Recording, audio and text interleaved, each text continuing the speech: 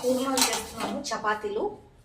ఇది చాలా టేస్టీగా ఉంటుందండి. ఈ పూర్ణాలు దీంట్లో పెట్టి చేసుకోవాలా. చపాతీలు అయితే టేస్టీగా ఉంటుంది బాగా.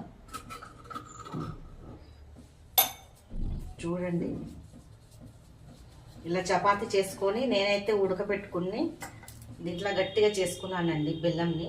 పిల్లలైనా పెద్దోళ్ళైనా చాలా బాగా తింటారు.